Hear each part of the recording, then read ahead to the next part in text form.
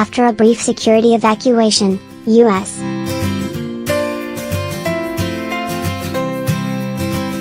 Telecom regulators have voted to repeal so-called net neutrality rules, which restrict the power of internet service providers to influence loading speeds for specific websites or apps. After weeks of heated controversy and protests, the Republican majority of the Federal Communications Commission voted along party lines on Thursday to loosen Obama-era regulations for internet providers.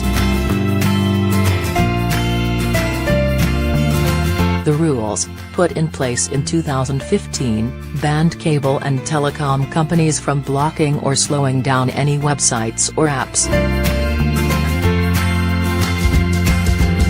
They also prohibited broadband providers from striking special deals that would give some websites or apps priority over others.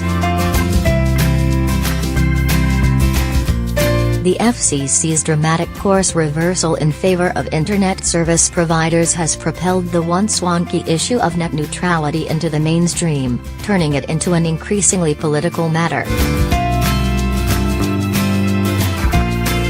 Advocacy groups are expected to press Congress to stop the FCC's vote from taking effect under the Congressional Review Act.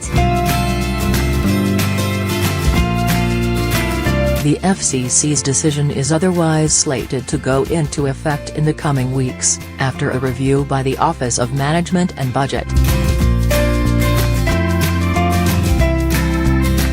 Before the FCC took the net neutrality vote, the meeting room was briefly evacuated over a security threat, which has not been officially explained. Live streams from inside the empty rooms showed security guards with what appeared to be bomb-sniffing dogs. What happens now?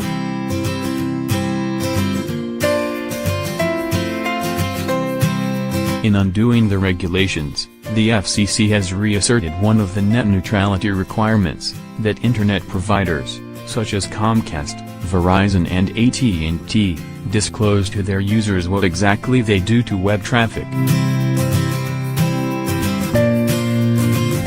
This will essentially shift all enforcement to the Federal Trade Commission, which polices violations rather than preempts them through regulations.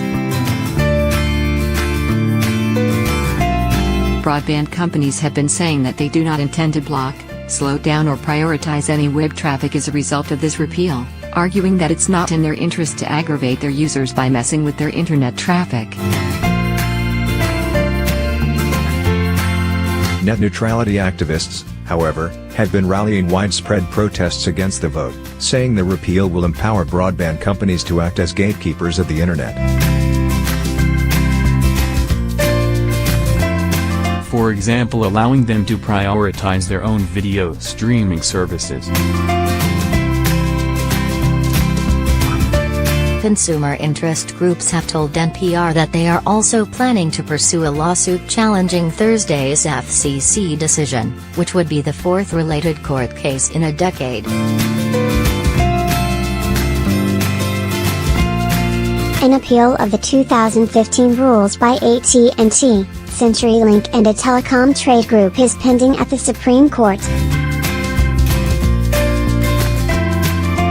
Additional legal challenges are pending from several state attorneys general, including from Washington and New York states.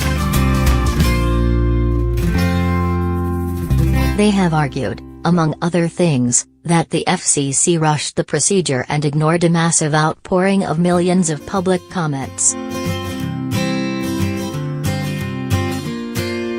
The commenting process has been mired in controversy after several reviews found a number of the comments to be fraudulent or duplicative, using fake names, fake addresses and even names of dead people.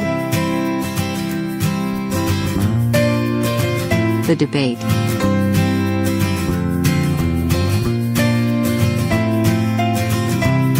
FCC Chairman Ajit Pai, who voted against the rules in 2015, has portrayed the Obama-era regulations, which put broadband providers under the strictest ever FCC oversight, as government micromanaging the internet. He and broadband companies have argued that the regulations have stifled innovation and investment in broadband networks. What is responsible for the phenomenal development of the Internet? Certainly wasn't heavy-handed government regulation, Pai said on Thursday, adding his oft-repeated line that there was no problem to solve. The internet wasn't broken in 2015, we were not living in some digital dystopia.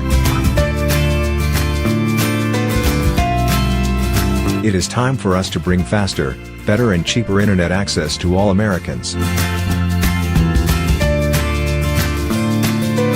Large tech companies, such as Netflix, Google and Facebook, have long spoken in support of strict net neutrality rules.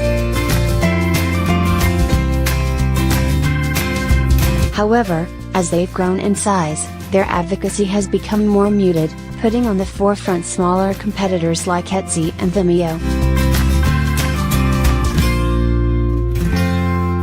which argue that startups stand to lose the most on an internet that allows for special priority traffic deals.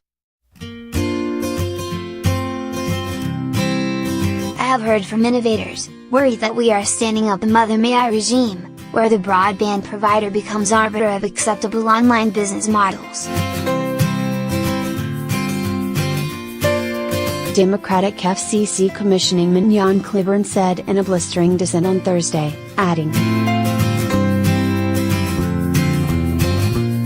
When the current 2015 net neutrality rules are laid to waste, we may be left with no single authority with the power to protect consumers.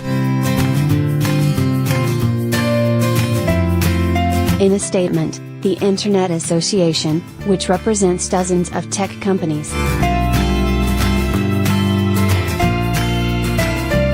called Pai's repeal a departure from more than a decade of broad, bipartisan consensus on the rules governing the Internet and amounted to relying on Internet providers to live to their own promises.